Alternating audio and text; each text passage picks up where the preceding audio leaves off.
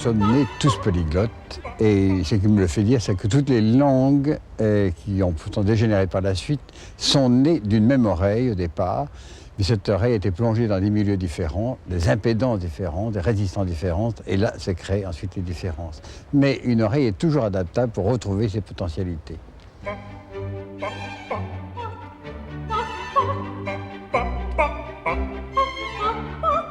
L'homme a inventé le langage avec les organes dont il disposait.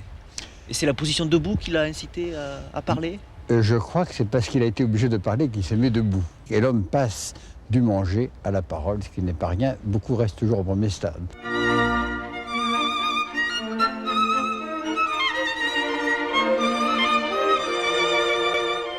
On ne reproduit que les sons qu'on sait écouter. C'est donc la loi fondamentale. Des corollaires sont que si on modifie l'audition, on modifie la phonation.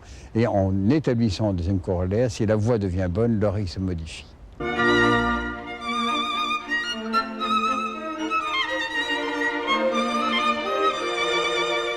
Au Canada, c'est intéressant de voir que tous les gens qui n'ont pas de nasalisation dans leur langue, même qui répugnent, quand on les met au Canada, ils parlent comme les Amérindiens du temps, ils parlent du nez.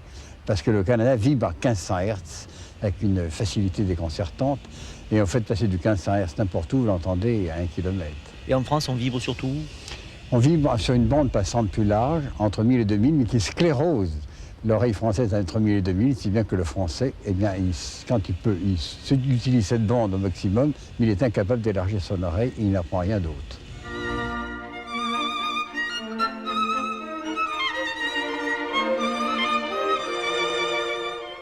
Both are already committed on contract to BP. C'est de la langue qui siffle, parce qu'elle s'ouvre à partir de 2000 Hz à 15 000, et donc tout va être non seulement sifflé, mais diphtongué.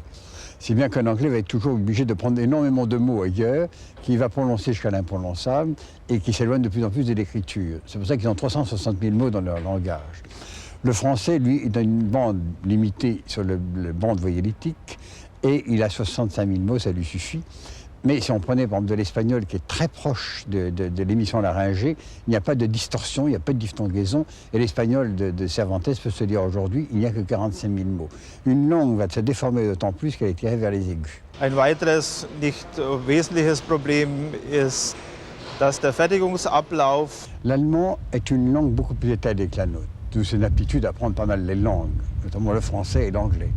L'allemand a plusieurs octaves. En plus, il a un temps de latence pour analyser les langues qui est beaucoup plus long. Et ça implique chez lui cette posture qu'on le connaît. Il est beaucoup plus en rectitude que nous le sommes. Et il est plus ouvert.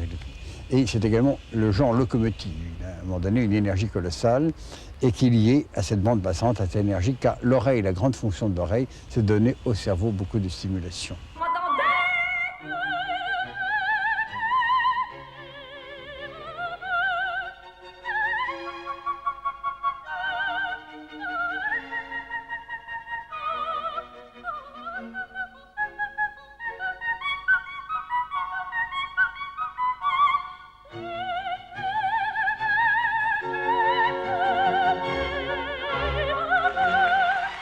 Mozart, qui est un peu extérieur, donc il est autrichien, lui va ne toucher qu'à un moment donné qu'aux rythmes internes du corps. L'allemand, lui, va toucher les rythmes internes plus le mouvement, et plus à un moment donné, quand on écoute du Wagner, eh bien, on se promène dans la nature. Il suffit d'entendre de la Valkyrie pour suivre.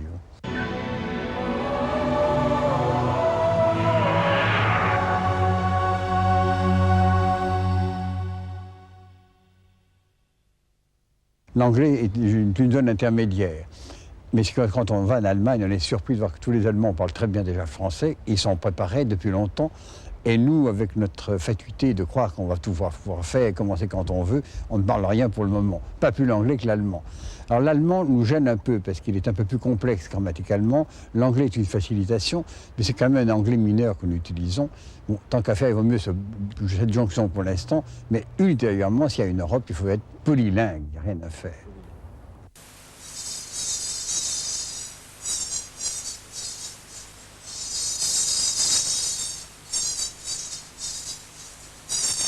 Nous nous sommes rendus compte que l'oreille, pour évoluer, était obligée de faire tout un cursus.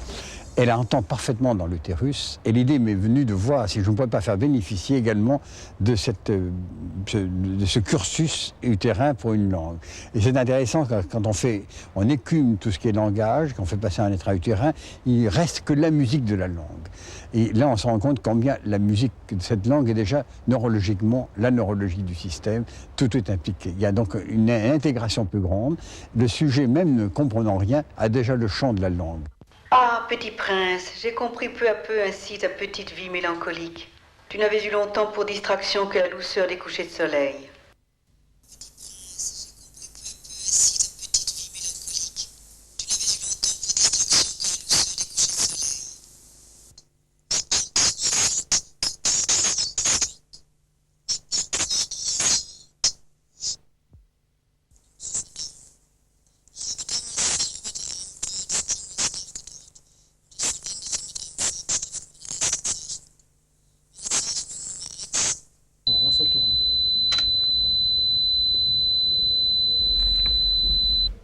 Comment est-il?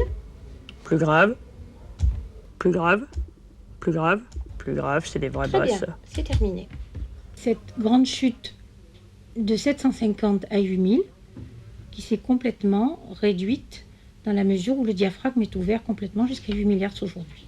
Je suis agréablement surpris qu'après un an d'interruption, mon oreille ait conservé, disons, les acquis au travers de la méthode Tomatis. Si je peux proposer une comparaison visuelle, pour moi, le résultat final, c'est on peut imaginer un daltonien qui, d'un coup, verrait toutes les couleurs. J'ai réussi à écouter des choses, à entendre des choses que je n'entendais pas avant. Par exemple, j'écoutais une émission en anglais ou un film en anglais. Avant, j'avais beaucoup de mal à comprendre vraiment le sens des phrases, alors que là, des fois, sans vraiment y prêter attention, ça rentrait tout seul. Et je me disais, tiens, mais j'ai compris. Au téléphone, surtout. D'abord par un échange qui était plus facile. On comprenait ce que l'on nous disait et on pouvait exprimer ce que l'on avait à dire. J'ai une tendance effectivement à avoir besoin d'entendre les sons et de mettre le volume assez fort. Et j'ai constaté effectivement, tout à fait au début, et je pense que c'est toujours vrai aujourd'hui, que je peux baisser le volume et que j'entends quand même les sons. J'apprécie beaucoup les films en version originale. Je ne peux pas dire que je comprends tout ce qui se dit, mais j'entends et je ressens bien que j'entends tout ce qui se dit. La posture joue un grand rôle. Donc par exemple, on a souvent tendance à parler comme ça, et quand on parle en français, oui, ou même un Français, quand il parle anglais, bon, ben, il prend sa position ou n'importe quelle autre position, alors que la position de la langue anglaise, et qui est souvent adoptée par les Anglais, c'est être plus droit, avoir un dos beaucoup plus droit à ce niveau-là, une tête un peu plus droite également, ce qui fait qu'il y a plus de volume et il y a plus de richesse sonore au niveau du timbre de la voix qu'on peut émettre. Je pense que j'écoute mieux les autres et je les entends mieux. C'est une méthode passive, c'est-à-dire qu'on peut continuer à travailler, on peut lire son courrier, préparer des réunions, indépendamment du fait qu'on subit le traitement.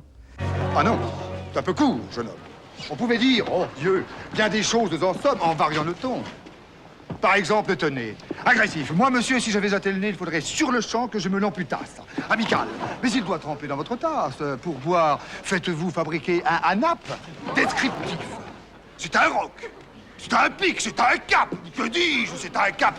C'est une péninsule. Eh bien, Depardieu, je l'ai eu, donc j'ai déjà fait sa voix, puisqu'avant, il ne parlait pas du tout. Quand il avait 17 ans, il avait cette musculature, ce colosse que vous connaissez, mais il était d'autant plus dangereux qu'il ne peut pas en placer une. Il a été plus amélioré dès que j'ai sorti sa voix, et on la connaît. Il était quand même le grand Depardieu, mais il ne pouvait rien dire. Et puis après, sa réputation est tentée, il a été obligé d'intégrer des langues, notamment l'anglais, et actuellement même, il est avec une oreille sous le bras pour essayer de jouer Columbus, qui va jouer sous peu.